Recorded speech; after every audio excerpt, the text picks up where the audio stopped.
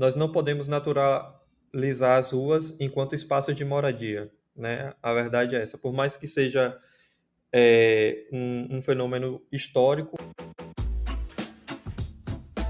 Eu tô passada, chocada. Sabia não?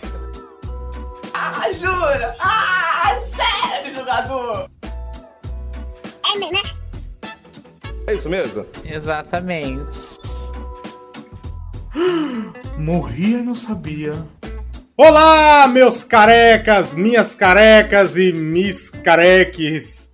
Está começando mais um episódio do Morria e Não Sabia, o podcast que quase morreu e ninguém sabia que quase tinha morrido, porque ninguém ouve. Ninguém ouve esse podcast. Vamos ser sinceros, Carla, que acho que de ouvinte aqui só nós dois e os convidados. Minha mãe. Sim, verdade. A sua, que a minha não. Ah! Bota as duas pra conversar. Vamos aumentar a audiência. Mães, repasse esse episódio. Ficamos muitos meses distante, mas estamos de volta. Bem, este é o Morri Não Sabia, o podcast que te aproxima da ciência sem tanta firula. Quem fala aqui sou eu, diretamente de Feira de Santana, Paulo Henrique, mas pode me chamar de Careca do Amor. Quem está aqui comigo, como sempre, é ela, Moçoila, diretamente da França. Diga um oi, Moçoila. Oi, bonjour. Bonjour. Bonjour, moçoilas, moçoilos e moçolês. Saudades de vocês, queridos. Moçoila, o que você está fazendo na França? Então, teoricamente eu vim pra cá com parte do meu doutorado, mas na verdade eu vim fazer uma grande investigação sobre a questão se eles realmente tomam banho ou não, né? Esse é meu objetivo pessoal. Cuidado com essa imersão cultural para não entrar muito na onda. O engraçado é que quando eu vim pra cá, eu recebi muitos presentes de sabonete. Eu fiquei um pouco refletindo assim, por que estão me dando tantos sabonetes assim? Conta em direta. Eu acho que você vai voltar pro Brasil com esses sabonetes ainda intactos. Moçoila, me tire uma dúvida. É verdade que aí na França o mestrado sanduíche é chamado de mestrado croissant? Sim. Sim, mas sem recheio. Sem recheio, né? Senão... Sem recheio. Graças a Deus o Brasil ele melhora a culinária estrangeira, né? Ao ponto de colocar recheios nos croissants. Exato. Mas bem, Moçoila, vamos falar sobre o que hoje? Rapaz, hoje a gente vai falar sobre algo muito profundo, sabe? A gente vai falar sobre a mente das pessoas. Mente das pessoas em uma situação muito difícil, que eu acho as pessoas em situação de rua. Então, o tema hoje vai ser para trazer reflexão. E nós temos um convidado especial para falar sobre isso hoje. Ah, claro, eu não sou capaz de falar algo tão sensível assim, você me conhece. Então, que vem aí ele, Padre Júlio Lancelotti!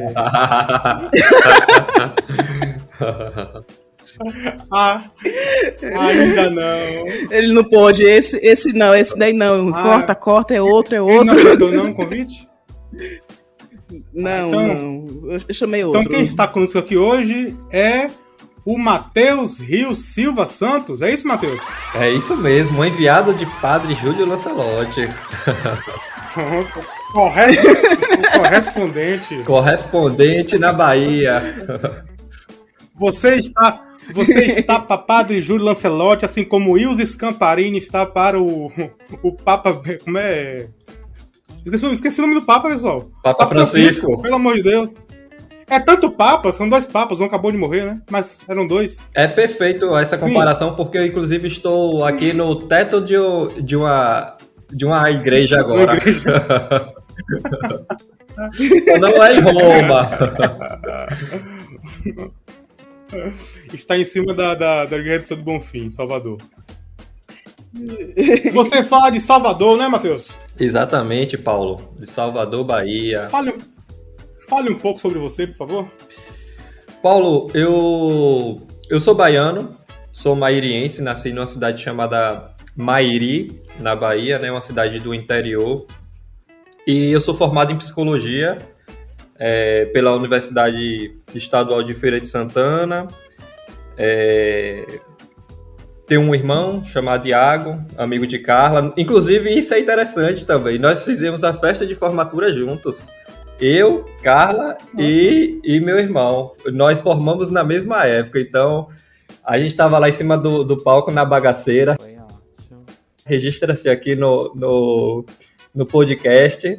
E aí é uma super honra estar aqui participando, fazendo aqui esse bate-papo com vocês e tal. E é isso. Eu sou psicólogo, né? Atuo no movimento social em alguns estados, contribuo com o pessoal.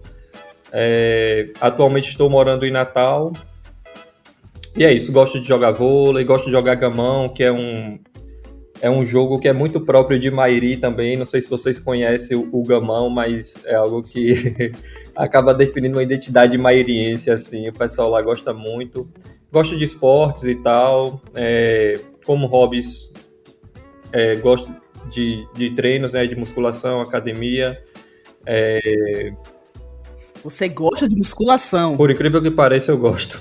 Aquela dorzinha que dá depois da musculação ali, pra mim, é bem prazerosa.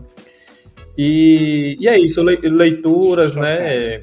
De música eu gosto de ouvir muito indie, pop rock, gosto muito de folk também, sou apaixonado por folk, MPB. Então é um pouco aí de quem eu sou. Quem é o cantor? É verdade que você resolveu fazer psicologia para entender como era possível você gostar de musculação?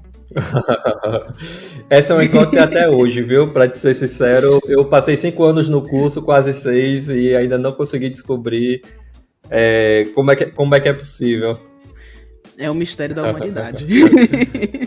Não dá, mas ainda assim eu tenho um pouco mais de respeito do que com quem faz crossfit. Vamos seguir adiante. Matheus, pra gente começar a entrar aqui nas nossas dinâmicas, eu queria que você contasse de imediato uma piada para a gente. Eita! Vocês conhecem a piada do pitiu de uma perna só? Eu conheço, mas vou fingir que não conheço. Era um pitinho de uma perna só. Aí ele foi ciscar e caiu. Muito boa, muito boa. Eu já tive crise de riso com essa piada, cara. Teve uma vez que eu era, sei lá, tava no ensino médio e fui contar essa piada e entrei numa crise assim. Parecia crônica, porque eu não conseguia parar de rir, sabe? Uma coisa tão irrisório, mas que me pegou de um jeito. Muito boa. Eu lhe entendo, eu também passo por isso, várias piadas. E das de pitiu. A piada curta que mais me fez rir até hoje foi a da mãe que tava fazendo a janta e falou pro filho: filho, chama seu pai pra dentro. Ele falou: pai! Essa é boa. Criança já gosta de falar pra dentro, né? Fica falando assim, pra dentro. Aí a mãe chega e fala: faz mal, menino, não puxa o ar. Bem, como parte aqui da nossa dinâmica, nós temos um quadro que é o quadro que Moçoila, nossa co-host aqui hoje, vai apresentar pra gente. Que quadro é esse, Carla? Mas antes de você apresentar, eu queria fazer uma perguntinha para Matheus. Eu acho que é uma temática que se relaciona diretamente com a área de formação dele. E aí eu quero perguntar, Matheus, na sua área de formação, como é que você lida diariamente com as fake news? Fake news, cara. Então, eu trabalho muito na área da psicologia social, né? Então a fake news, ela afeta de um modo geral a sociedade, principalmente em termos de crenças coletivas. As pessoas passam a acreditar em narrativas que elas não correspondem à realidade, né? Elas não correspondem à verdade. Isso aí vai gerando, e aí utilizando os termos, né, bem despojados, vai gerando uma piração geral, cara, porque as pessoas vão construindo meio que realidades paralelas. E aí vai se entrar, obviamente, numa discussão, né, muito filosófica sobre o que é verdade, o que é o real, o que é realidade. Mas existem fatos que eles são concretos na realidade e existem pessoas que, ao observar esses fatos, elas intencionalmente modificam para gerar uma comoção política, uma comoção social ou para atingir algum objetivo que não é um objetivo que não é um objetivo interessante, né? Que não é um objetivo louvável. Então, nós temos acompanhado no Brasil, né, o avanço das fake news e o quanto isso tem influenciado na mente das pessoas mesmo, né? Porque essas pessoas elas estão entrando em estado mesmo de desconexão com a realidade, né? De acreditar em algo que é extremamente questionável. E aí, eu não atuo diretamente no combate às fake news, né? Não sou um divulgador científico, mas tem uma galera aí fazendo um trabalho incrível. Esse podcast, por exemplo, é um grande símbolo disso, né? De divulgar pesquisas, de divulgar o conhecimento, divulgar a ciência de uma forma tranquila, né? De uma forma leve, mas com bastante responsabilidade e compromisso com a verdade dos fatos. Maravilha. Agora que a gente falou isso, eu fiquei numa dúvida. Se você, como psicólogo, chega um paciente que não está bem por ter ouvido uma história, uma fake news, e essa pessoa acredita nessa fake news e chega no consultório de forma enlouquecida, e você sabe que aquilo é uma fake news, como é que o psicólogo deve agir numa 5 situação? tapas na cara. É o método mãe, né? De usar os cintos e ter uma resenha dessa na internet. Carla, perceba, em um acompanhamento psicoterapêutico, numa terapia, o que mais existe dentro da cabeça das pessoas são fake news. Por que isso? Porque normalmente o que a gente chama de fake news aqui, é claro que são notícias falsas, mas quando uma pessoa chega num consultório com um tipo de sofrimento mental porque ela está acreditando em algo que não existe ou que não corresponde à realidade, a gente chama isso de crença distorcida. E dentro das crenças distorcidas existe uma série de desdobramentos, né? Por exemplo, existe a crença distorcida sobre a crença que tudo a qualquer momento vai acontecer um desastre. Então, pessoas neuróticas, né, elas costumam meio que barganhar com o universo, com os entes, por exemplo. Não, eu não vou comer farinha durante um ano, porque se eu comer farinha, minha mãe vai morrer. Então, ela fica ali um ano sem comer farinha. Ou então, pessoas com muita mania de limpeza. Não, eu preciso limpar isso aqui, porque senão eu vou adoecer e isso aqui está sujo. Então, aquilo ali gera uma mania de limpeza.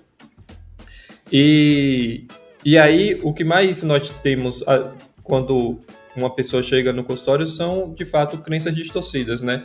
Ou, por exemplo, um apego demais ao passado, ou uma ansiedade exacerbada, né? Uma preocupação exacerbada com o futuro, de forma que o que a gente tenta é mais ou menos questionar essas crenças para que a própria pessoa vá criando uma noção mais real sobre aquilo que ela está pensando, né? É uma espécie de autoanálise, de gerar uma autoanálise. O que é que eu estou pensando de fato corresponde à realidade? E aí é um pouco de por onde a psicoterapia caminha. Entendi. Lembrando que muitas fakes estão nada mais do que uma realidade distorcida, né? Então, você falou aí de uma pessoa que pode acreditar que se comer farinha a mãe morre, né? No meu caso, minha mãe tem alergia a glúten, então se ela comer farinha é que ela morre. Não sou eu. Nesse caso não é crença distorcida. Não é. Falando ainda em fake news, eu quero saber, meu senhor, se nesse pouco tempo que você tem aí na França, você já se deparou com uma fake news francesa, ou melhor, como é que seria fake news em francês? Fake news? Meu Deus. Boa, Ai, meu Deus, era pra eu saber isso. Mas não vou saber falar, não. Perdão, sociedade. Pardon. Notice você. Ai, deixa eu ver. Rapaz, acho que eu nunca me deparei com nenhuma fake news aqui, não. Aqui, não, nunca me deparei, não. Que bom. Não me Ou recordo. talvez você tenha se deparado e ainda não saiba que foi uma fake news. Mas também tem muito isso, né? Tipo, eu tô muito restrita ao ambiente do laboratório que eu vou, né? Então acaba que eu não tenho tanto contato assim, sabe? Como eu não falo o idioma local, acaba que eu também não tenho um círculo de amizade muito grande por aqui. Sim, enfim. sim. Então acaba que as fake news estão mais difíceis de Tá chegar protegida. Então, já que a palavra está com você, Moçoila, eu quero que você apresente o nosso quadro. Aconteceu desse jeito assim mesmo? Ah, não, isso aí é mentira. Mas tem certeza que você tá falando? É verdade isso. Faz sentido não, é verdade isso aí? Foi. Mas isso daí é uma mentira da maior. Então, fato ou fake é o nosso quadro que a gente vai trazer 3 notícias e aí vocês têm que analisar se é fato ou fake. Primeiro, quando 2 pessoas se apaixonam à primeira vista, seus corações estão com batimentos sincronizados. Fato ou fake? Quer começar, Paulo? Eu posso começar porque eu conheço essa sobre menstruação, né? Que eu sabia que quando um grupo de mulheres ficam convivendo durante muito tempo, somente irmãs, mãe e filha, a menstruação fica sincronizada, né? O período menstrual. Também não sei se é fake news, pode ser que seja. Pelo menos assim eu fiquei sabendo. Agora, batimento cardíaco de pessoas que estão apaixonadas, é isso? À primeira vista. Primeira vista? Nossa. Mas depende, porque se for com contato físico ou se for pela internet. Ai, meu Deus. Agora eu estou com dúvida. Eu acho que é quando se vê. Eu colocaria que é fato. Eu acredito no amor. Matheus, você acredita ou não no amor? A pergunta se resume a isso. Acredito no amor e você tá falando com um homem apaixonado. Então, essa pergunta aí... Eu deixo todo o lado profissional de lado e aflora aí os sentimentos. Mas assim... Foi até interessante porque ontem eu tava nos rios, né, do Instagram e apareceu uma mulher falando que o cérebro de pessoas apaixonadas se conectam, né, e é por isso que às vezes um casal que está apaixonado, né, vai falar uma coisa e a outra pessoa, ela fala, eita, eu tava pensando justamente isso, né, então existe uma conexão aí de ondas cerebrais. E a pergunta é sobre os batimentos cardíacos, né? Interessante. Eu vou deixar meu lado místico aflorar e vou dizer que é fato, né? Eu não estou respondendo aqui com bases científicas e tal. Eu sei que o objetivo do podcast é a divulgação científica, mas pessoalmente falando, eu acho que, de acordo com as crenças, né, que eu tenho, eu acredito que seja fato. Porque existe uma conexão que a ciência nem sempre consegue explicar, né? E principalmente uma ciência positiva, ocidental, em que trabalha com dados verificáveis. Eu acredito que existe algo aí que está para além do fisiológico, para além do corpo, para além, sabe? Dessas coisas que acabam se conectando através mesmo desses sentimentos aí, de uma energia que se conecta. Não, eu só queria deixar registrado que, se for fato, eu queria deixar que eu sou registrado, que eu sou muito grato de minha esposa não ter arritmia. Isso aí vai provocar uma desorganização também em você, viu, Paulo? Se prepara. Dessa maneira a gente pode classificar a arritmia como uma doença sexualmente transmissível. Mas... Com certeza. Ou emocionalmente transmissível.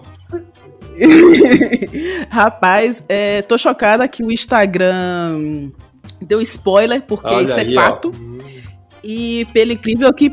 E isso é um tema de uma pesquisa que foi organizada pelo Instituto de Psicologia da Universidade de Leiden, na Holanda, e ganhou o prêmio Ig Nobel. O Ig Nobel, para quem não sabe, é uma premiação estilo Nobel, só que para pesquisas diferentes demais, digamos assim. E, enfim, essa foi uma das pesquisas que ganhou esse prêmio. Hilário, rapidão. Hilário é só o nome ignóbil, né? Porque ignóbil em português significa vergonha, né? Sim. É porque, na verdade, a intenção do Prêmio Ig Nobel é premiar pesquisas que a primeira reação que ela provoque no leigo seja o humor. Ah, tá explicado, né? Massa. E que depois, ou seja, tem que ter compromisso com a ciência, mas a primeira impressão tem que ser o humor. Bem, a outra notícia que vamos avaliar se é fato ou fake é o seguinte: foram descobertas novas espécies em montanhas isoladas na Amazônia. Fato ou fake? Pode começar, Matheus.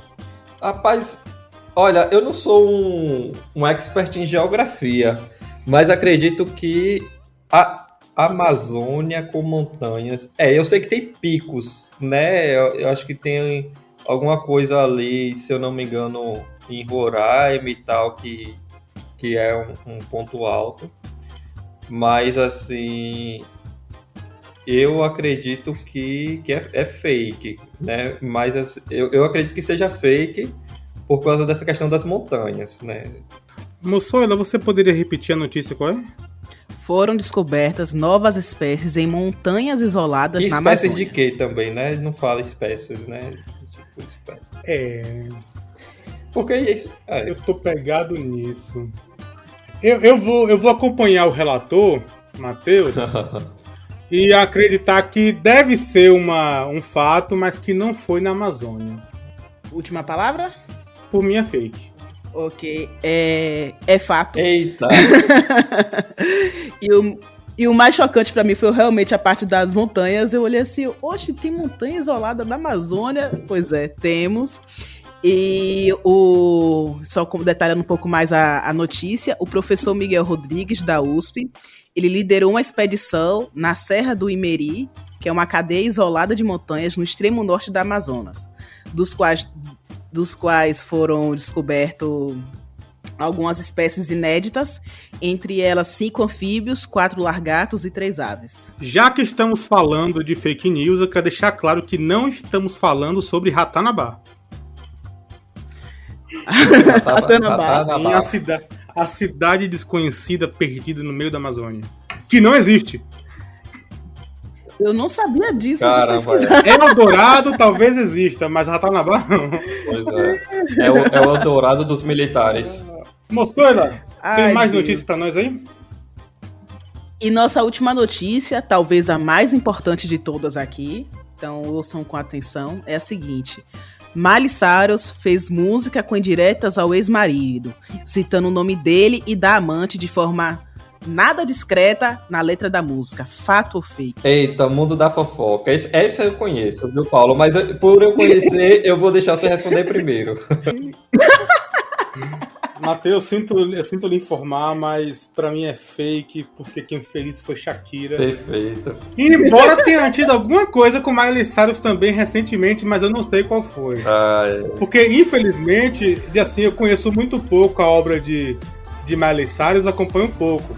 E só gosto daquele clipe que ela tá brincando com a bola de demolição. Wrecking Ball, aquela ali é sensacional. Nossa, é maravilhoso. E acompanho um pouco porque ela fazia aquela série, era Hannah Montana, né? E porque também ela namora o irmão do Thor, né? Que não é o Loki. Isso. Mas Shakira, né? Waka Waka Way Way. Então não tem como você não saber o que tem acontecido. Que Shakira conseguiu, inclusive, terminar o legado de Simón Bolívar, de unir a América Latina contra a Espanha, né? Com certeza. Totalmente decolonial. Totalmente decolonial, meu irmão. Isso aí é sensacional. Quando a vida privada ganha esse sentido político aí maravilhoso. A América Latina deve muito a Shakira. Matheus, você acha que é fato ou fake depois dessa? Eu acompanho o relator também, Moçoila, porque esse aí é um fato amplamente divulgado, né? Essa questão da traição aí com geleia pelo meio, com a música, com o carro, com o relógio que troca por carro, que não sei o quê. Agora, o interessante disso tudo, e aí é fazendo uma análise meio que psicológica sem permissão. Mas me parece que ainda existe algo muito forte, tanto nela quanto nele, né? Porque, assim, você percebe que existe o amor, agora muito provavelmente existe o ódio, mas não existe a indiferença. Os dois continuam se cutucando ali e tal, e continuam na mídia e atualizando, sabe, assim, constantemente os desdobramentos desse fato, sabe, assim. E aí eu fico acreditando nisso, de que, de fato, foi algo, né, pesaroso para ela e tal, obviamente passar por uma traição, mas que ainda existe algo muito vivo aí, né, tanto nela quanto nele, né, ele assumiu a namorada lá e tal, postou nas redes sociais, foi notícia recente, mas acredito que ele ainda continua com algum tipo de vínculo, ligação com ela aí, porque também corresponde, né, existe uma correspondência constante aí, entre os dois aí. Pra gente finalizar o momento TV Fama, eu só queria deixar registrado que o que eu acho mais estranho neste caso é ele não gostar de geleia. Isso é um absurdo! Como é que uma pessoa não gosta de geleia? Pois é. Nota de repito. Isso já era pra se perceber que não era pessoa boa, né? Ela tinha que ter percebido. Como é que você casa com uma pessoa que não gosta de geleia, cara? Shakira merece um cara melhor, com certeza. Pois é. Exato. Eu gosto de geleia. Eu também gosto de geleia. Chádia. Mas sou casado. Shakira perdeu. Então, gente, é fake, de fato. Não foi a Miley Cyrus, foi a Shakira. Mas a Miley Cyrus, de fato, terminou o relacionamento e fez música. Então ela não está mais com o irmão do Thor. Ela saiu dos Vingadores e é isso. Não foi por traição, não, né? Rapaz, tem a resenha de que teve uma traição por parte dele, mas nada é comprovado por ela, entendeu? Tipo, saiu fake news só. Eu ouvi uma justificativa tentando defender o fato da amante, né, do Piquet ter entrado na casa de Shakira. Disse que ela se sentiu à vontade de entrar na casa de Shakira depois que ela ouviu a música Me Caça, Sucaça, né? Deu a permissão. Permitiu que ela entrasse na casa da Shakira. Moçada, nós temos um outro quadro. Vamos agora voltar de fato para a ciência. Não que Shakira não seja ciência, é uma ciência. Mas vamos à ciência que ao que o nosso podcast se propõe a discutir. Moçada, qual novo quadro você tem para mostrar pra gente? Então, esse quadro aqui é sobre... A gente vai falar o tema de uma pesquisa. E aí você vai ter que me falar de qual grande área essa pesquisa é. E vai ter que deduzir o escopo. Então eu vou ler o título e você vai ter que fazer vocês vão ter que fazer essa imaginar dedução. Sobre o que é, né? Sim. E o escopo, no caso, é sobre o que ela vai desenrolar, não é isso? O que ela faz. Exato. O que ela faz. Né? Exato. Você vai ter que usar sua imaginação. O mais criativo ganha um ponto. E o que faz com o ponto, não sei, mas é isso. Vou começar aqui com a primeira. A relação entre a dengue e os elementos climáticos no município de Pereira Barreto. Repete, por favor, como não sei lá. A relação entre a dengue e os elementos climáticos no município de Pereira Barreto. Moçoila, a relação climática com a dengue... Eu acho que é da área de saúde. Eu diria que deve ser da área... Eu não vou dizer medicina ou enfermagem. Eu vou dizer que é da área de medicina. Deve ser da área de infectologia. E deve analisar aí a influência do clima, né? Das estações do ano, dos períodos de chuva, com os casos de dengue, já que a quantidade, né, a pluviosidade está diretamente ligada com a água parada, que deve estar ligada com a disseminação do Aedes aegypti e, consequentemente, da dengue. Eu diria isso. Matheus, o que é que você acha? Eu penso que deve estar relacionado aí à área de vigilância da saúde, né? Então eu penso muito na biologia. relacionado aí talvez com a área de políticas públicas, alguma coisa assim, né, para tentar o combate à dengue. Concordo contigo sobre a área da saúde, né, e eu acho que ela tem o objetivo justamente de tecer essa relação, né, com os períodos chuvosos, ao aumento aí das larvas, né, do mosquito, e consequentemente quando essas larvas eclodem, o mosquito vem, né, aumenta o número de mosquitos na cidade e tal, de Barreto. E é engraçado porque eu vi uma piada esses dias no Twitter, adoro o Twitter, né? Falando assim, que o exército iria combater o mosquito egípcio. E aí um cidadão chegou lá e falou: olha, eu discordo que seja o exército que tenha que combater esse mosquito aí, porque quando ele é uma larva, ele está dentro da água, então é questão da marinha, a marinha que tem que combater. E quando ele está enquanto mosquito, é a aeronáutica, porque ele está no ar. Então o exército não tem nada a ver com essa história. Gênio. Faz todo sentido. É um gênio, cara desse. Todo sentido. Então, o escopo que vocês trouxeram é verdade, de fato, faz uma relação da chuva e da temperatura com os casos de dengue na cidade, mas é um mestrado em geografia da Universidade Federal do Mato Grosso do Sul, e o pesquisador é o Gabriel Kendi Machida, e é isso. Não é da área de saúde. Caramba, olha só, parabéns para Gabriel, viu? Excelente. E a outra pesquisa é Sistema Automatizado para Identificação de Fenótipo relacionado à precocidade e fertilidade de fêmea bovina. Ave Maria. Matheus, fique à vontade para começar. Menino, tanta palavra difícil. Olha, eu acredito que seja da área de zootecnia, né? Esse negócio aí de fenótipo com inseminação, fêmea bovina, pecuária, zootecnia. Eu tô tentando lembrar uma outra grande área. Quer que eu repita o título? Sistema automatizado para identificação de fenótipo relacionado à precocidade e fertilidade de fêmea bovina. Eu sustento essa da zootecnia na inter-relação aí, na interface com a pecuária, né? Zootecnia. Porque um sistema talvez tenha a ver aí com... tem a ver com tecnologia, né? Tem a ver com, talvez, computação, alguma coisa do tipo. E o escopo é justamente... O escopo é o desenvolvimento desse sistema, né? O desenvolvimento desse sistema para tentar tecer essa relação com o fenótipo, né? Estaria na área da genética, talvez, também, alguma coisa do tipo.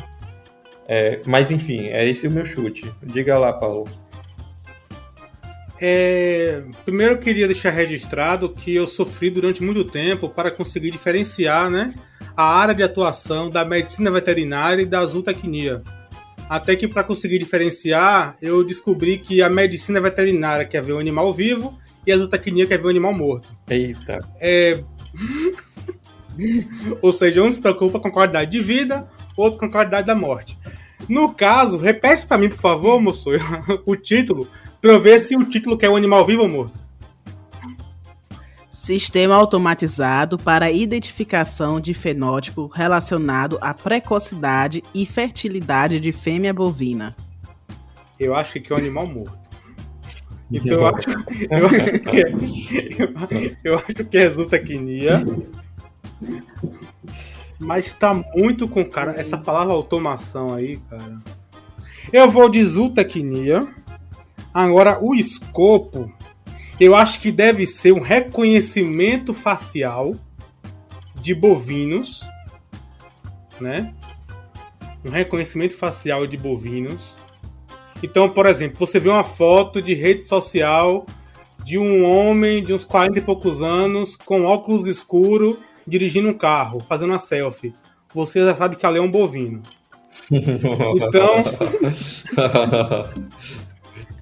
é o gado. É o gado.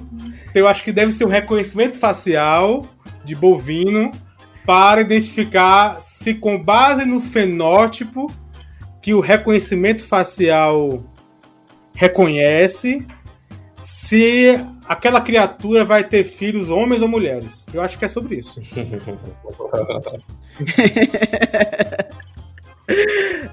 Pelo incrível que pareça, essa chegou perto.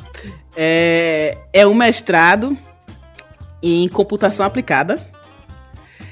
E ele consiste em utilizar inteligência artificial para identificar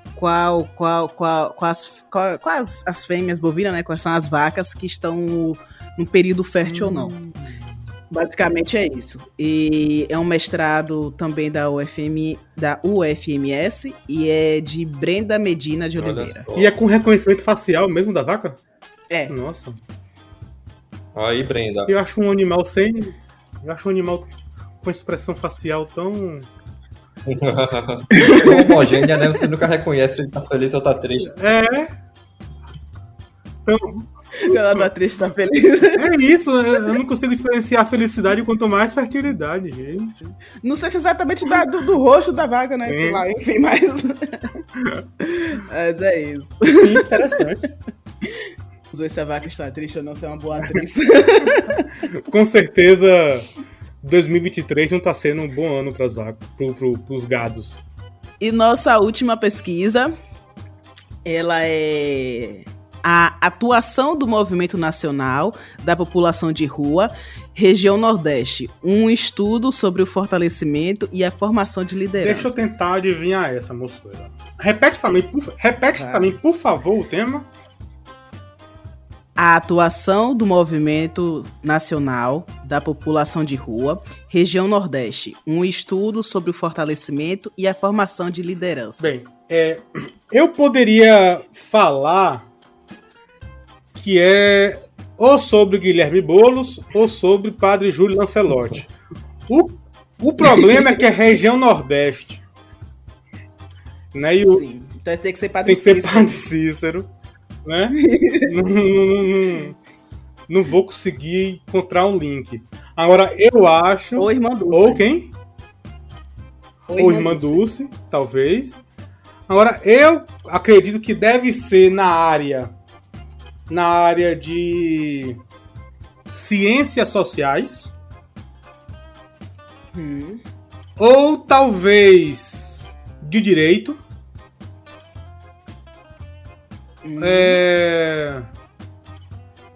E deve estudar sobre a importância de lideranças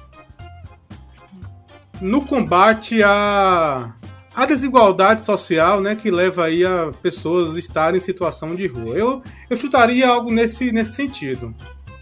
Bom chute. E você, Matheus? Rapaz, difícil essa pergunta aí, viu?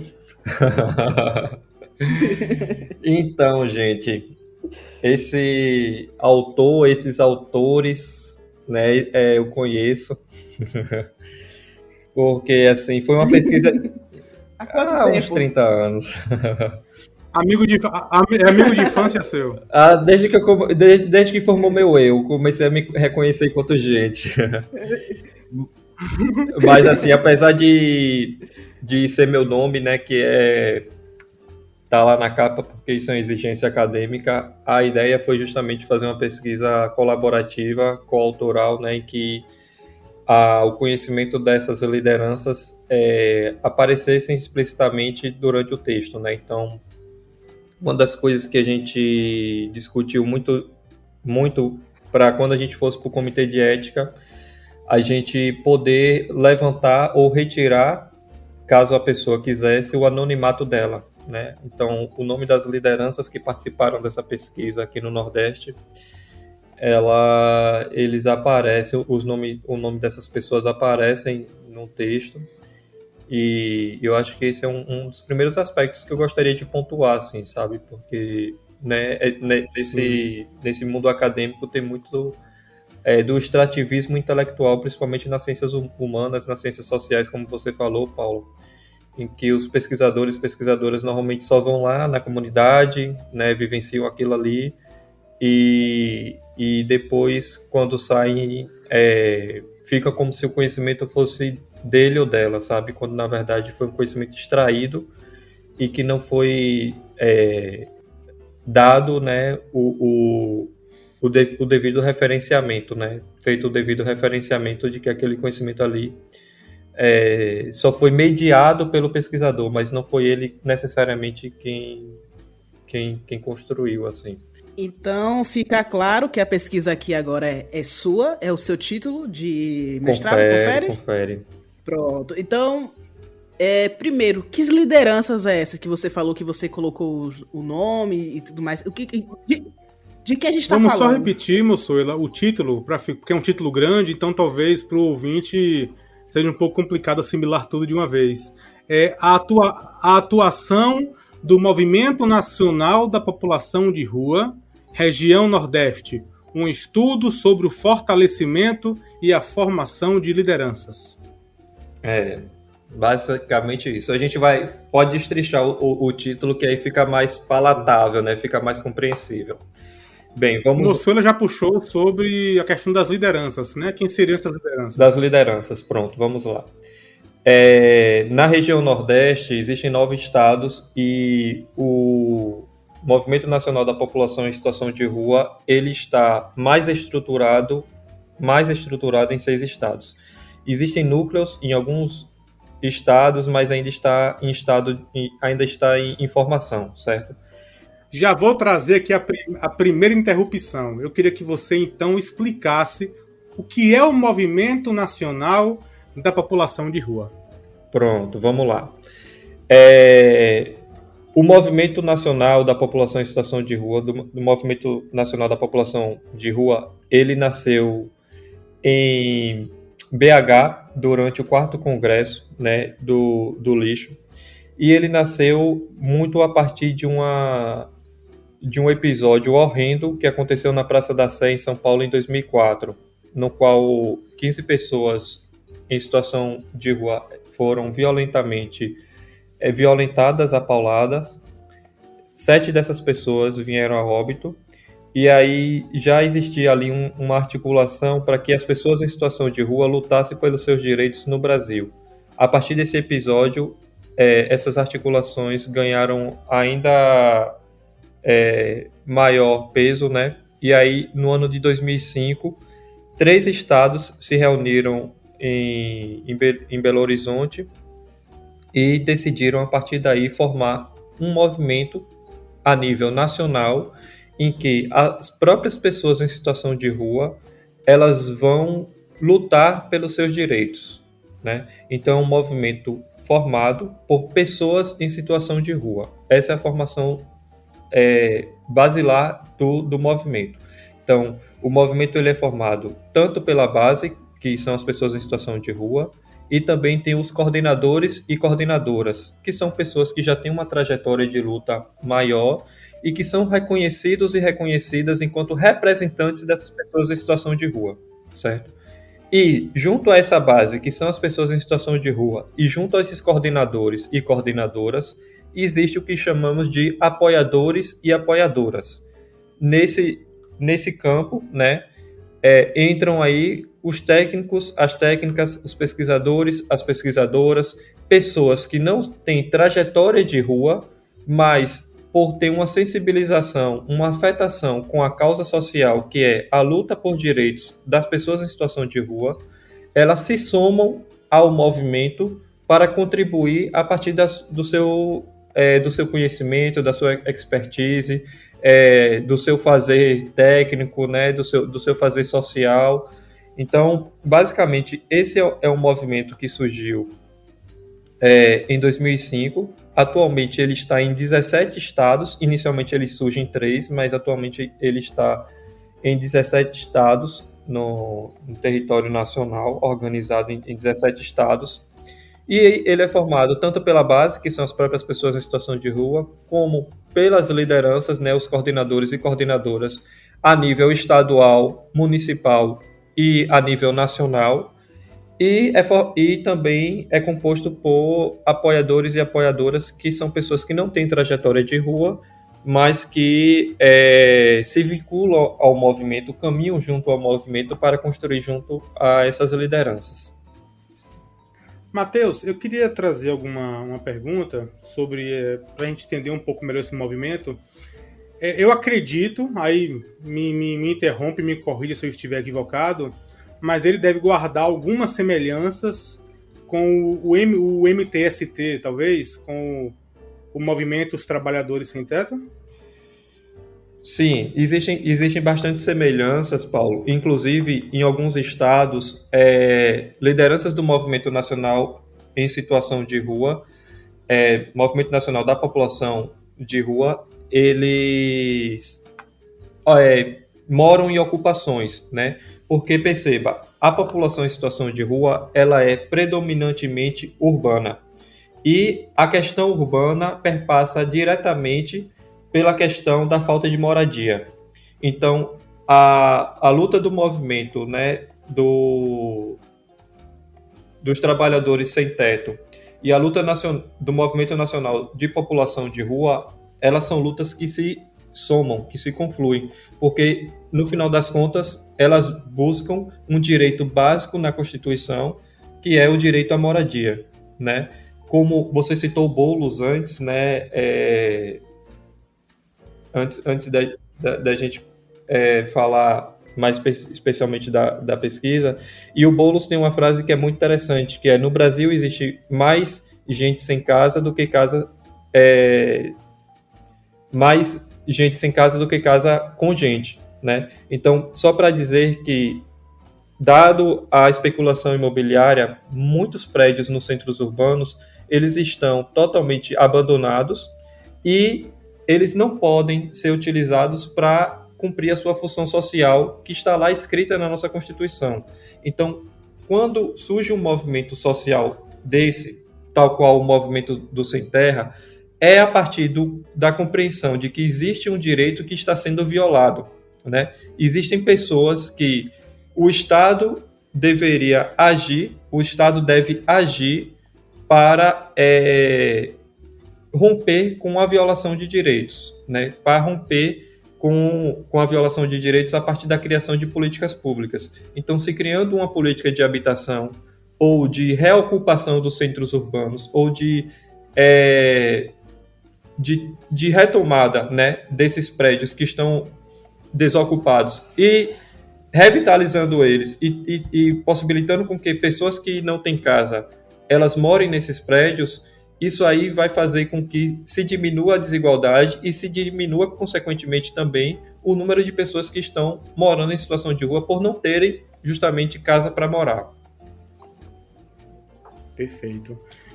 Eu queria fazer aqui um disclaimer. A gente falou sobre o MTST, foi citado aqui o Guilherme Boulos, atual deputado, né? Queria deixar claro que existe uma diferença, muita gente ainda não consegue fazer essa diferença, do MTST para o MST. Né? Isso. O MTST é o Movimento dos Trabalhadores Sem Teto, então, como o Matheus aí chamou a atenção, são pessoas em situação de rua que estão realmente sem moradia em áreas urbanas, não é isso, Matheus? Isso. Enquanto o MST é o Movimento dos Trabalhadores Rurais Sem Terra. Isso. Então é um movimento que geralmente, às vezes, é o que aparece mais na mídia, às vezes tem mais algumas até muitas fake news a respeito do MST, mas a gente não está falando exatamente sobre o MST, embora a causa seja um pouco parecida, né? O problema seja um pouco parecido. A questão é que, em vez de estarmos falando sobre desigualdade de moradia na zona urbana, o MST vai falar sobre desigualdade de moradia na zona rural, né? De propriedade de terra. Perfeito. Então, resumindo, Matheus, você explanou um problema que exemplificou com uma frase do Boulos, de que existem mais, acho que na verdade existem mais casas sem gente do que gente sem casa, não é isso? Isso. Mais Perfeito. casa sem gente do que gente. Do que gente sem casa. Então, a gente pode partir dessa ideia e imaginar que se os imóveis fossem usados no seu potencial devido, nós não sofreríamos com esse problema de pessoas em situação de rua. É isso mesmo? Perfeito, Paulo. É justamente isso, né? Porque quando se vai fazer o cálculo, percebe-se que todos esses imóveis que atualmente hoje estão inabitados, eles podem abrigar, né, uma boa quantidade de pessoas que de fato vai ter seu direito ali efetivado, né, a partir da moradia.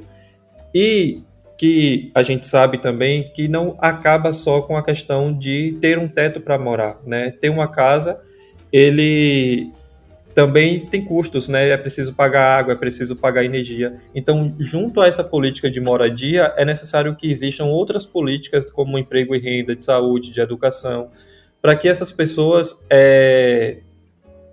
tenham de fato um bem-estar, né? Elas consigam uma maior qualidade de vida.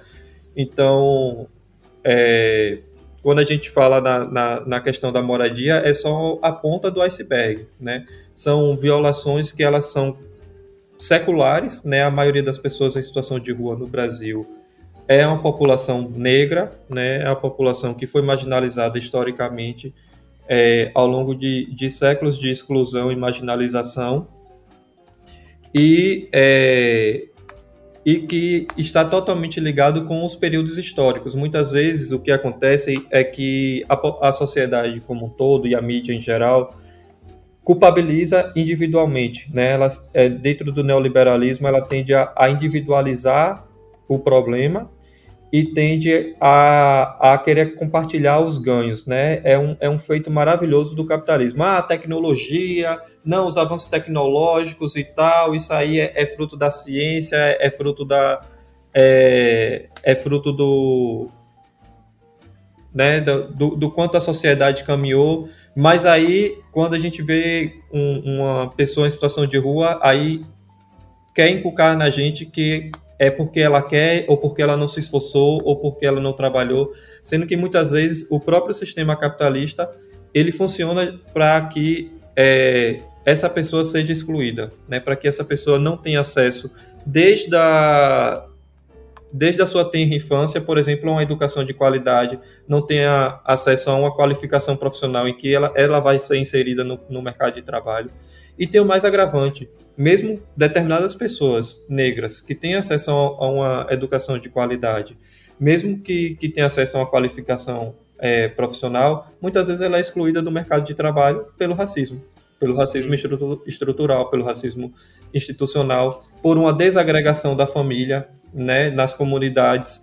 Então, é uma série de fatores. Normalmente, quando a gente fala em pessoas em situação de rua, é sempre importante de pensar que as causas são muito multifatoriais e os determinantes, eles não só são a nível pessoal, não é só por causa de uma desilusão amorosa, não é só porque está desempregado, porque muitas vezes, inclusive, o desemprego não é fruto de uma decisão pessoal, né? Ou porque a pessoa não correspondeu no trabalho.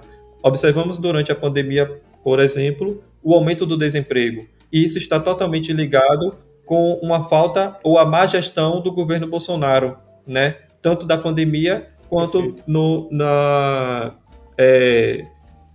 em gerar mecanismos de conseguir gerar mais empregos e tal, programas que gerassem mais emprego.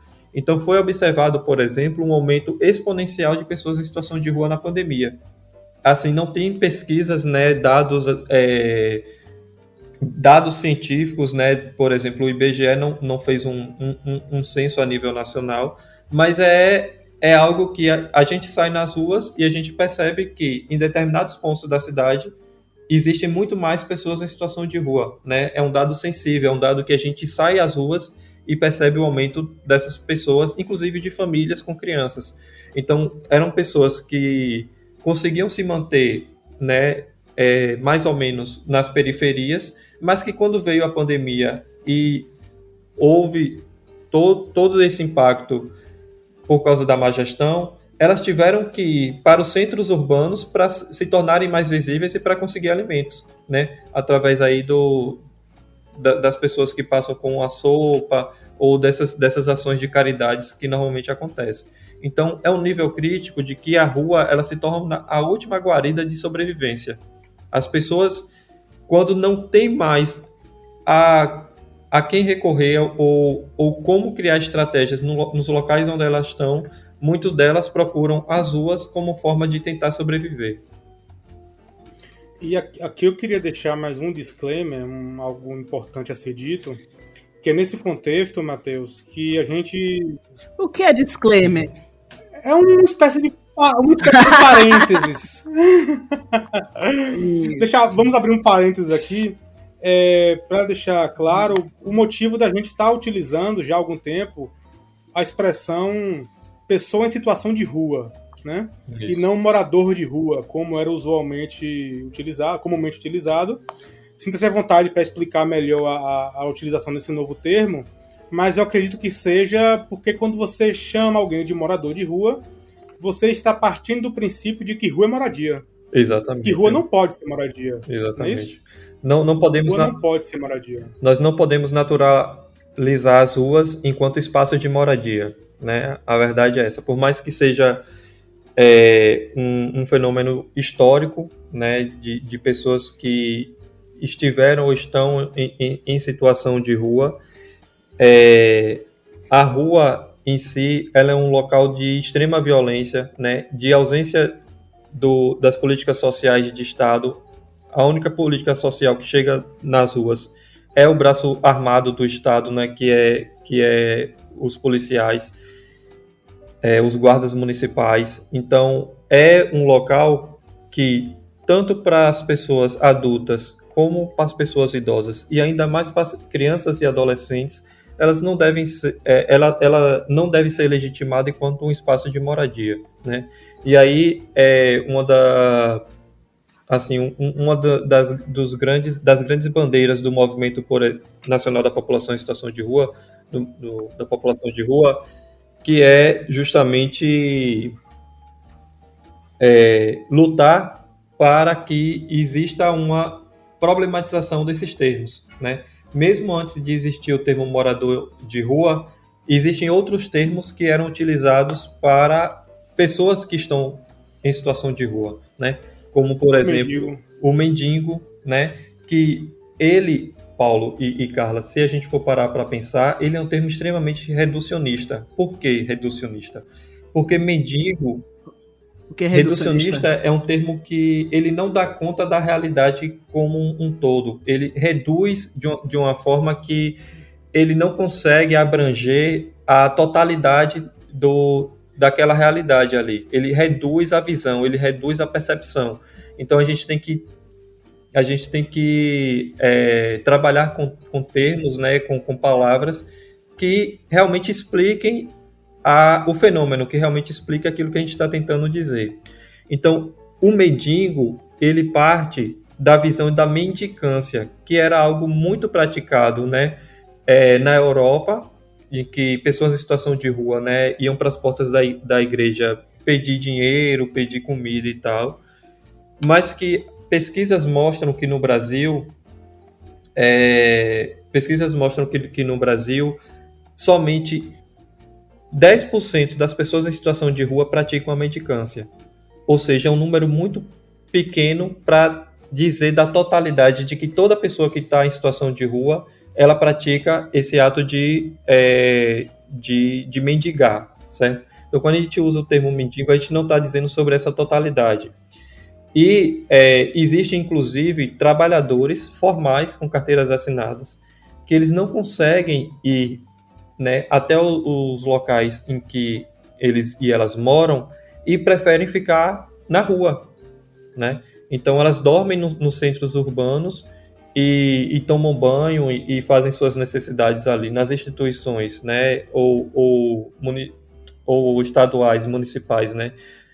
Ou em instituições de caridade, mas ainda assim elas têm um trabalho, né, formal, e muitas delas trabalham de forma informal, né, a catação de materiais recicláveis, trabalhando como ajudantes, né, de obras e pedreiro, pintor, fazendo bico, como flanelinhas, né, ou guardadores de carro,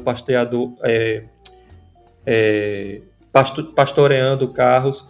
Então, é só para desconstruir preconceitos e estigmas de que a pessoa em situação de rua é uma pessoa que não trabalha, né?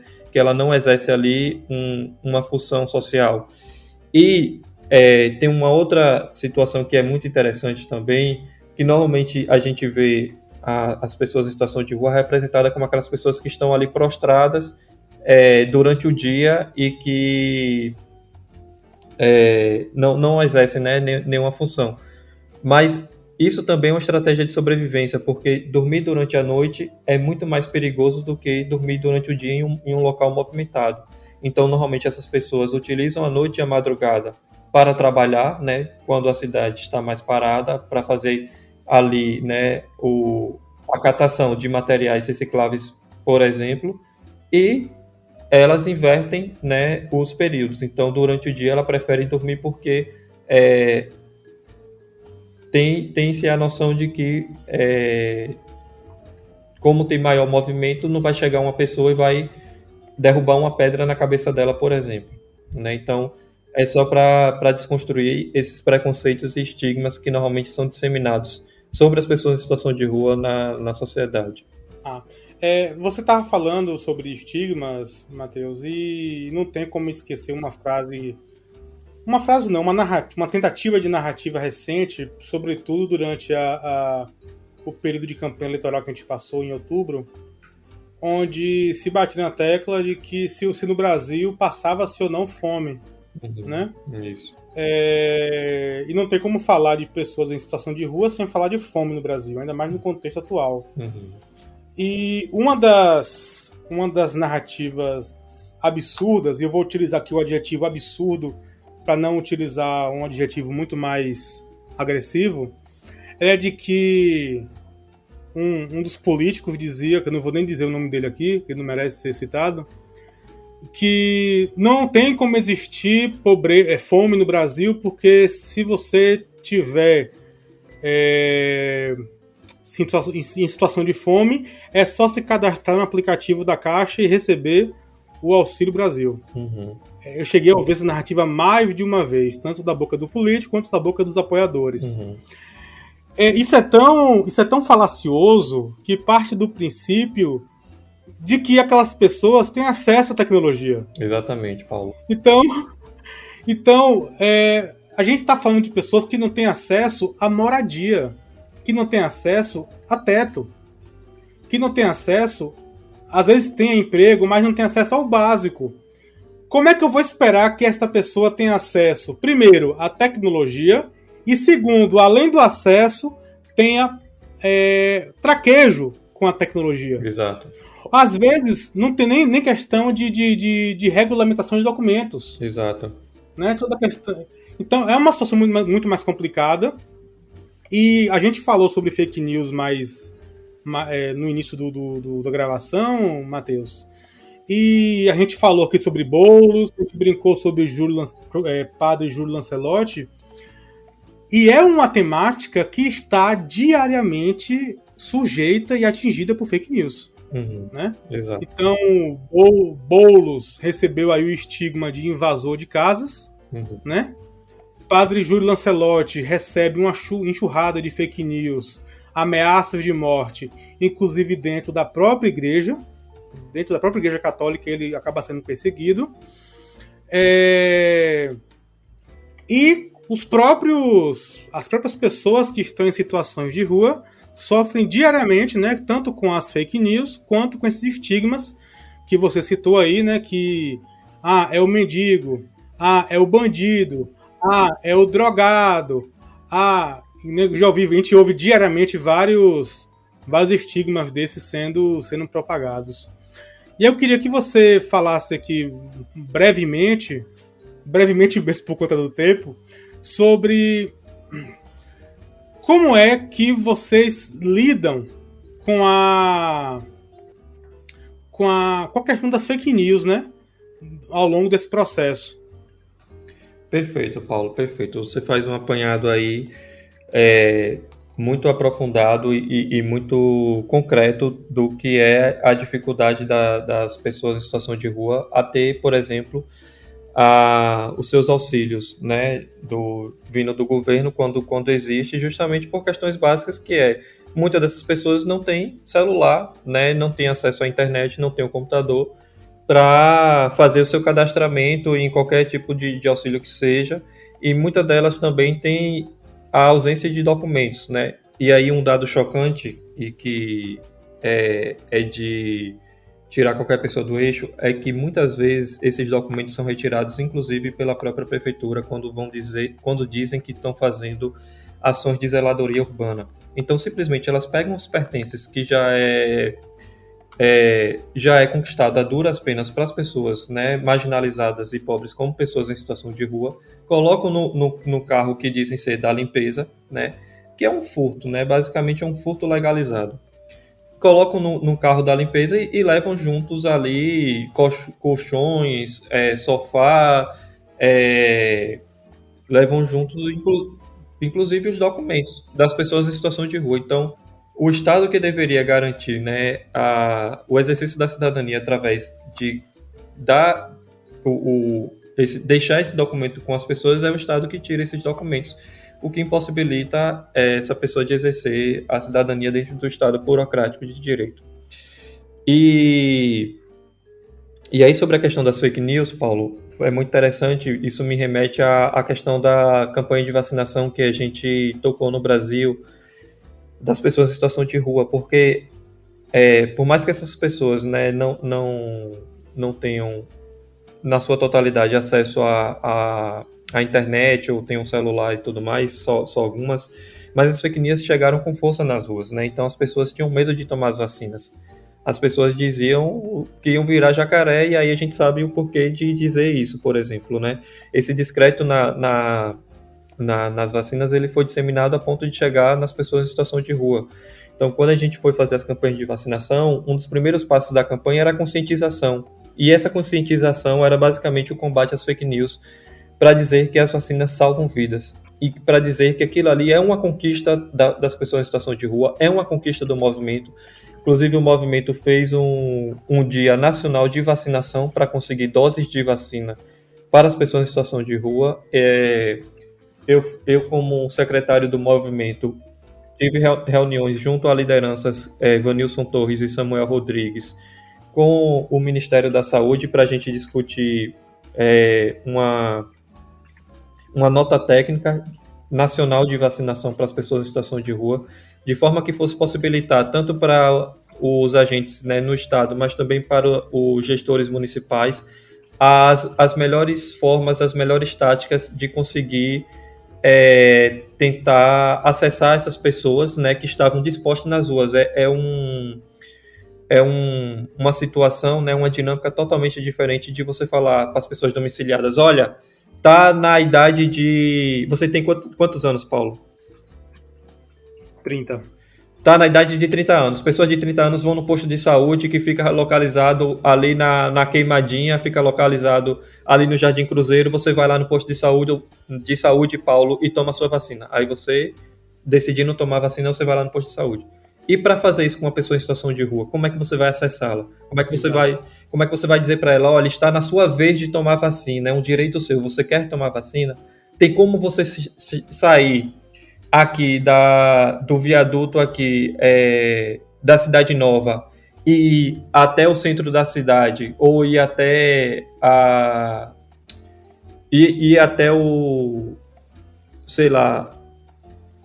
ir até perto do shopping para tomar sua vacina? Como é que você vai fazer esse deslocamento, né? Se tem dinheiro para pagar a passagem, você vai andando, como é que vai ser feito isso?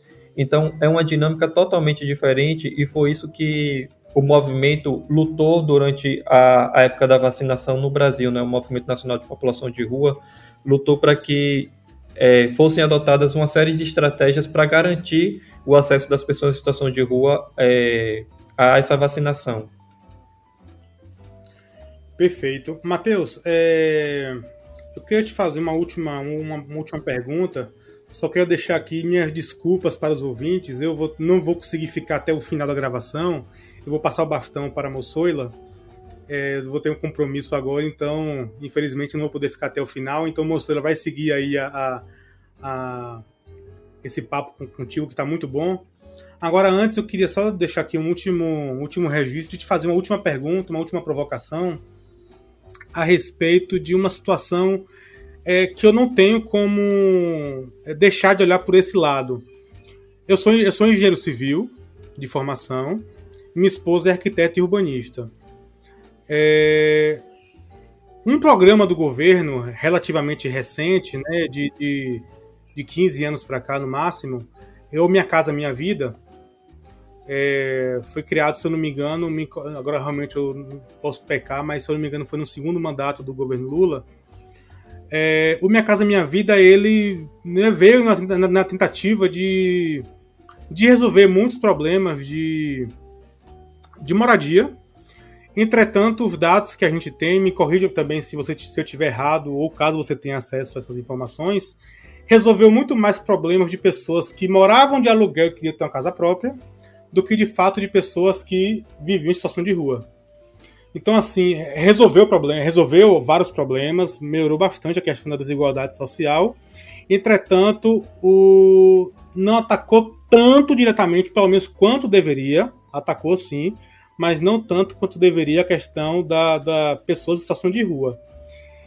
O que mais quero chamar a atenção sobre Minha Casa Minha Vida, e eu queria que você comentasse um pouco sobre isso, é a questão sobre como não basta você dar moradia, e você tem falado bastante sobre isso, que não basta dar moradia, tem que dar condições. Onde é que eu quero chegar? Infelizmente, nós temos muitas obras do Minha Casa Minha Vida que foram construídas muito distantes do centro urbano. Muito distantes, a ponto de inviabilizar até o transporte desses moradores, né, para a zona urbana para trabalhar. Então, se a gente for analisar como é que nasceram, por exemplo, as favelas no Rio de Janeiro, né? Porque as favelas no Rio de Janeiro estão tão próximas e entre bairros que não são favelas. Porque era o espaço que tinha próximo do centro, relativamente próximo do centro, para você conseguir uma moradia de maneira barata e financeiramente viável. A realidade hoje é que muitos estão sendo alocados para distante dos centros, só que essa distância é uma distância onde lá eles não têm muito acesso a comércio, não têm acesso à saúde, não têm acesso à segurança pública, não têm acesso a transporte de qualidade, não têm acesso a saneamento, ao básico. Então, você tem falado que não basta dar o teto. E aí eu não tenho como não deixar de trazer à tona, né? Isso que me incomoda do Minha Casa Minha Vida. Não estou criticando o programa, não é isso. Um programa que trouxe bastante benefício para o Brasil. Mas que tem que ser pensado uma continuidade do programa. Não basta dar o teto. Tem que dar também as condições para essas pessoas. Não basta você dar uma moradia. Tem que dar condições de educação para as crianças, tem que dar condição de trabalho para os adultos, tem que dar condição de ascensão social e de manutenção, né, dos direitos conquistados. Eu queria que você comentasse um pouco sobre essa sua... não sobre apenas opinião, mas sobre o que você tem de estudo que pode se relacionar diretamente com isso. E, de antemão, queria pedir desculpas pela minha ausência no restante da gravação. Super tranquilo, Paulo. Fica tranquilo, já foi algo que a gente tinha conversado anteriormente, então eu já estava ciente que você precisaria sair mais cedo mesmo. E a gente vai tocando o papo aqui com o Carlinha. Eu continuo à disposição, certo? Paulo, perfeito ao seu comentário, sua observação, porque é justamente isso. O Minha Casa Minha Vida, ele foi um programa que abrangeu, né, e tentou atacar aí a falta de moradia, mas de uma grande parcela da população e não de um segmento específico, como é o segmento das pessoas em situação de rua. Então, por mais que existissem critérios, né, elencados ali, de que fossem, por exemplo, mães solteiras, que fossem pessoas que estivessem em aluguel e tal, as pessoas em situação de rua, elas entravam nessas vagas para disputar junto a outras pessoas que, de certa forma, tinham um certo domicílio, por mais que não um domicílio fixo. Mas, assim, era uma disputa muito desigual. Algumas pessoas em situação de rua foram, de fato, garantido esse direito, né? Mas o fato que o Movimento Nacional de População de Rua defende é que exista um programa específico de habitação, uma política pública específica de habitação para a população em situação de rua. E só assim vai ser, de fato, enfrentado esse problema da falta de moradia para esse segmento populacional que é as pessoas em situação de rua, né? E aí tem se discutido muito no Brasil, que é um programa que já foi aplicado em países europeus, no Canadá e nos Estados Unidos, que é o programa em português chamado Moradia Primeira, em inglês chamado House First, que é um programa específico, justamente habitacional, para as pessoas em situação de rua, né?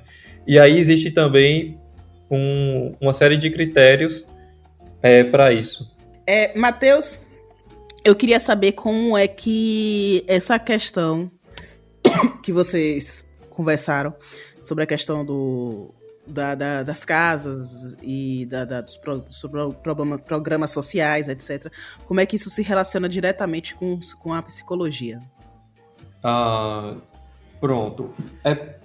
Se relaciona, Carla, a partir de uma área da psicologia que a gente chama psicologia social, né? Então, ela não é uma psicologia de consultório, né? Não é uma psicologia tão somente de atuação assim psicoterapêutica.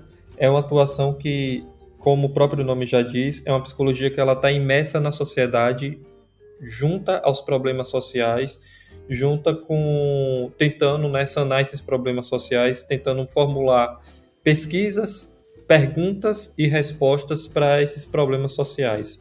Então, o psicólogo, nesse sentido, ele desponta aí como um pensador, né, um intelectual, um cientista, que ele vai estar voltado para o compromisso social que ele assume no seu fazer diário, né?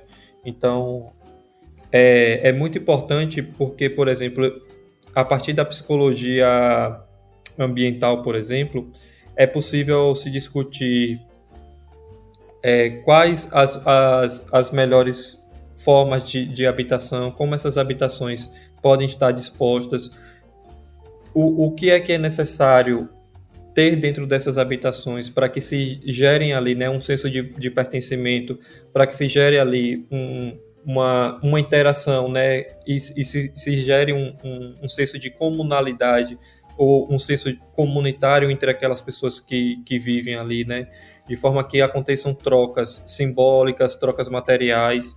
Então, a psicologia, ela se insere dentro desse campo de discussão, né, da moradia, das políticas públicas, muito a partir desse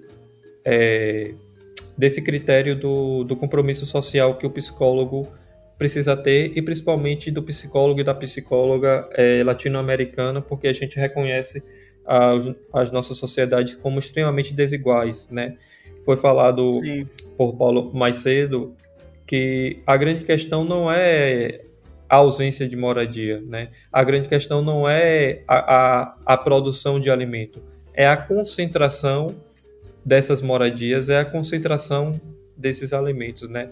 Fica, infelizmente, uma pequena parcela da sociedade, e a grande massa das pessoas, elas não têm acesso, né? Ou pela inflação, ou pela carestia, ou por não ter como pagar mesmo o básico da proteína, por exemplo, né? Como a gente viu o crescimento de pessoas comendo ovo e muitas pessoas indo para a fila do osso, né?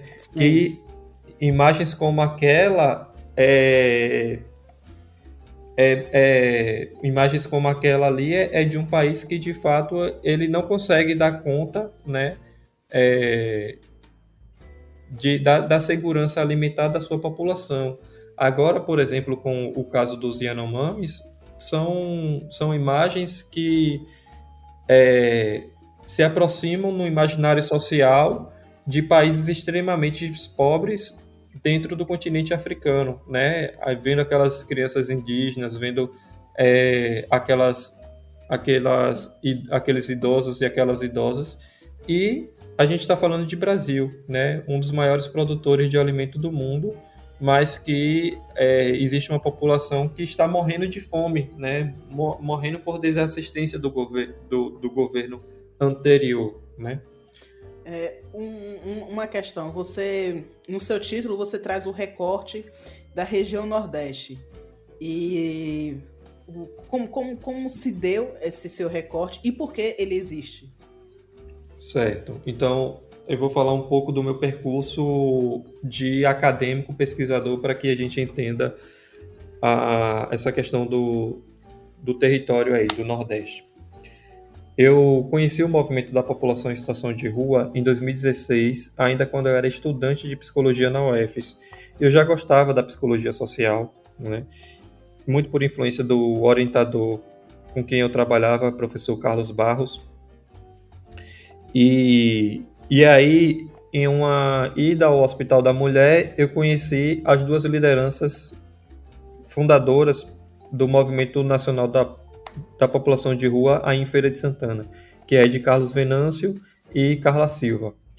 Conhecendo ele, conhecendo ela, a gente, junto ao professor Carlos Barros, outros professores e professoras, outros estudantes e outras estudantes, nós começamos a fazer rodas de conversa dentro da UFES, ainda em 2016. E a partir dessas rodas de conversa foi se gerando uma aproximação maior entre eu e o movimento aí de Feira de Santana. Quando foi para concluir o curso de psicologia, esse professor, a gente estava discutindo os temas de pesquisa e ele sugeriu: por que você não trabalha com o pessoal do movimento nacional? Então, a gente foi fazer um trabalho de conclusão de curso tentando compreender, a partir da entrevista com as lideranças aí de Feira de Santana, do Movimento Nacional de População de Rua, como deve se dar um exercício da escuta qualificada para pessoas em situação de rua, né? Escuta qualificada seria? Pronto. Uma das ferramentas principais do exercício profissional do psicólogo e da psicóloga é a escuta. Quando a gente vai para um set terapêutico, quando a gente vai para uma clínica, para um consultório, o que a gente exerce ali, mais do que falar, é o escutar. E essa escuta não é uma escuta despretensiosa, não é uma escuta só de se ouvir.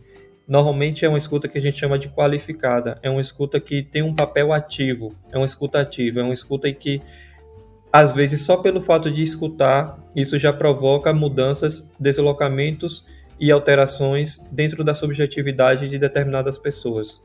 Então, tendo essa escuta como base de conceito, como base conceitual e como exercício profissional da psicologia, a gente foi compreender como é que essa escuta ela pode ser exercida para pessoas em situação de rua, dado que as pessoas em situação de rua elas não estão no mesmo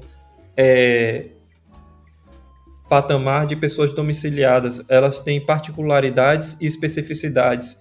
Por exemplo, elas têm uma insegurança alimentar muito maior, elas têm maiores dificuldades de acesso à higiene, a locais para fazer o número 1 e o número 2. Elas estão mais expostas às intempéries do tempo, como a chuva, né, o sol forte, enchentes, qualquer coisa do tipo. Elas estão mais expostas a tipo de violência, tanto pelo Estado como pela própria sociedade civil. Então, tudo isso vai provocando, né, uma condição de penúria, uma condição de extrema vulnerabilidade. E, dada essa condição, a gente acredita que o exercício de uma escuta qualificada deve ser feita de uma forma diferente do que eu estar dentro do consultório com o ar-condicionado esperando meu cliente e minha cliente chegar para exercer essa escuta e depois ela ir embora, né? Então, a gente está falando de pessoas que estão lutando para sobreviver o básico, o mínimo ainda, né? lutando pelo básico do básico, né? Então, a gente foi ouvir as lideranças do movimento para construir junto a elas, a essas lideranças, qual a melhor forma de exercer essa escuta que a gente chama de qualificada. Feito esse TCC, o trabalho de conclusão de curso, eu fui fazer um mestrado. Só que eu fui fazer o mestrado em Natal, né? Você lembra disso porque você foi a pessoa também que teve aí me motivando, me engajando para ir para Natal. Então, eu fui fazer o mestrado em Natal e, além de atuar e continuar atuando no movimento da Bahia, eu comecei a atuar no movimento de Natal. Então, deixou de ser só uma questão estadual para se tornar uma questão interestadual de movimentos, né? E aí, com essa atuação em Natal, eu fui conhecendo lideranças de outros locais, de outras localidades no Nordeste, como, por exemplo, Alagoas, Sergipe, Pernambuco. E quando eu fui realizar, ou um pouco antes de realizar a minha ida, um pouco antes de entrar no campo, de realizar a pesquisa de campo, a gente percebeu que existia um trânsito muito bacana, meu enquanto pesquisador, nesses vários movimentos, né, a nível de região Nordeste. Não estava mais circunscrito somente à Feira de Santana, nem tampouco a Salvador, na Bahia, mas ele estava aí disseminado, difuso, entre esses vários estados, entre esses vários núcleos nos estados. Então foi quando eu e minha orientadora, que é a professora Cândida Dantas, nós propomos para o movimento a nível estadual, a nível regional, né, a nível de Nordeste, a realização de uma pesquisa para compreender como é que estava se dando a formação de lideranças e como a formação dessas lideranças iria impactar no fortalecimento da própria região, tanto nos núcleos estaduais, mas também nesse território mais amplo que a gente chama de Nordeste. E é importante falar que esse tema de pesquisa, ele não partiu necessariamente da gente. Ele foi um tema muito debatido durante o primeiro encontro de lideranças da região Nordeste, aqui em Salvador, em 2019, que a gente chamou Primeiro Encontro Maria Lúcia. E quem foi Maria Lúcia? Maria Lúcia, ela foi a maior liderança do Movimento Nacional da População em Situação de Rua no Nordeste e no Brasil. Ela viveu durante mais de 15 anos na situação de rua, aqui em Salvador, e ela foi a fundadora do Movimento Nacional de População em Situação de Rua na Bahia. Então, ela ganhou expressividade, inclusive internacional. Ela foi para a ONU fazer fala, né, sobre a condição das pessoas em situação de rua aqui no Brasil. E dada toda essa expressividade que ela teve da militância dela e da atuação política, né, da luta por direitos das pessoas em situação de rua, tanto a nível estadual de Bahia, quanto a nível regional, porque ela formou várias lideranças a nível de Nordeste, a exemplo de Rafael Machado em Alagoas, a exemplo de Vanilson Torres no Rio Grande do Norte, a exemplo de Renildo Silva em Feira de Santana, a exemplo de Sueli Oliveira aqui na Bahia, em Salvador, que Sueli hoje é coordenadora nacional, e foi Lúcia quem formou ela. Então, essa questão da formação de lideranças, ela ficou muito patente assim quando Lúcia partiu em 2018, né? O meu mestrado foi em 2019 e houve essa perda muito grande dentro do Movimento Nacional de População de Rua em 2018, em abril de 2018, com a partida de Lúcia, né? E aí o movimento percebeu que era necessário formar mais lideranças, né? Formar mais lideranças para que, com a formação dessas lideranças, houvesse o fortalecimento do movimento. E aí, o objetivo da pesquisa, um dos objetivos, né, o objetivo geral, foi justamente compreender isso. Nessa atuação das lideranças, como é que está acontecendo a formação né, de novas lideranças. Porque é tão difícil para as pessoas em situação de rua se engajar politicamente dentro de um movimento, como você falou anteriormente, elas estão lutando pelo básico do básico. Se elas não têm o básico do básico, como é que elas podem lutar por direitos, né? Quais são as dificuldades que estão inerentes nesse processo aí? E aí, a pesquisa buscou justamente responder isso ouvindo essas próprias lideranças, né? Fazendo entrevista com elas. E aí, no Estado, quem é a liderança que está sendo formada? Existem lideranças mulheres, existem lideranças negras, existem lideranças LGBTQIA+. Então, tentar entender um pouco do estado da arte, de como estava sendo essa formação de lideranças. Sim. A nível de Nordeste. Eu imagino que uma das dificuldades é que o brasileiro comum, o brasileiro médio, né, que tem acesso a uma casa, etc e tal, ele já não tem muita preocupação política, né? Nós temos muito essa cultura de não se importar tanto assim com política, só meses antes de eleições. Então, e quando eu digo política, eu digo tanto a questão do política, das pessoas representantes, também quanto a questão de ter nossos direitos, de entender o que se acontece socialmente ali e tudo mais. Então eu acho que para uma pessoa em situação de rua que não está tendo básico, ela similar, que ela precisa entender isso, eu acho que torna-se mais complexo ainda, porque é uma pessoa que precisa calcular o horário de dormir para não passar por situação de violência, calcular onde vai dormir, porque tal chuva pode chegar e molhar ela. Então realmente torna-se tudo muito mais complexo e muito mais intenso ali para essas pessoas. Matheus, para finalizar nossa conversa aqui, eu poderia dizer que seu trabalho ele faz um estudo focando nas pessoas que estão à frente desses movimentos, né? À frente desse movimento em uma escala de Estado, e aí você faz uma análise dessas formações, dessas lideranças e como elas fortalecem ali aquela sociedade em si? Isso. Não necessariamente a sociedade em si, mas como ela fortalece o próprio movimento, né? Sim. Como a formação de lideranças vai impactar, por exemplo, um exemplo básico. Às vezes existem ações que elas precisam ser desenvolvidas dentro do Estado, mas às vezes existem ações que precisam ser desenvolvidas em Brasília, por exemplo. E aí, quando o movimento só tem uma liderança, quando ela está fora do Estado, o Estado fica totalmente descoberto. E essa era uma realidade muito forte dentro do Movimento Nacional da População em Situação de Rua. Às vezes só tem uma liderança. Essa liderança responde a nível nacional. Então, às vezes, ela é chamada para fazer um evento lá no Rio de Janeiro, ou aqui na Bahia, por exemplo, o Ivanilson. Ele sai de Natal, vem aqui para a Bahia, e aí, no mesmo dia que Ivanilson está aqui na Bahia, está acontecendo lá em Natal um outro evento que Ivanilson não está podendo participar. Então, tendo mais lideranças, quando o Ivanilson está na Bahia, outra liderança pode participar desse evento lá, e o movimento não fica descoberto. O movimento fica representado, entende? E aí, junto às pessoas em situação de rua que normalmente vão, está também uma liderança do movimento, está também um coordenador estadual, uma coordenadora estadual, um coordenador municipal, uma coordenadora municipal desse movimento, né?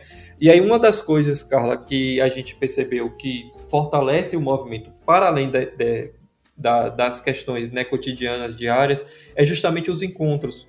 Esses eventos que são tirados dentro do movimento, né, enquanto espaços de troca, enquanto espaços de aprendizado, enquanto espaços de formação. Porque é nesses eventos que vai se formando ali demandas em comum, vai se formando ali uma percepção em comum do que é o movimento, vai se formando uma identidade do que é ser liderança, do que é constituir o movimento e vestir a camisa desse movimento, né? Quais são os preceitos, quais são os documentos que uma pessoa que está se formando enquanto liderança precisa conhecer para se dizer integrante desse movimento, né? Qual é a postura que se espera dentro de uma liderança junto a uma reunião com um gestor público, com uma gestora pública, né? Então, assim, a gente foi percebendo que os encontros chamados Maria Lúcia, por exemplo, a nível regional, o Congresso Nacional e outros eventos que acontecem, né, nos estados e a nível regional, eles são espaços extremamente de fortalecimento desse movimento, né, de muita troca, de muito contato ali. Vai acontecendo um processo de educação, né? Perfeito.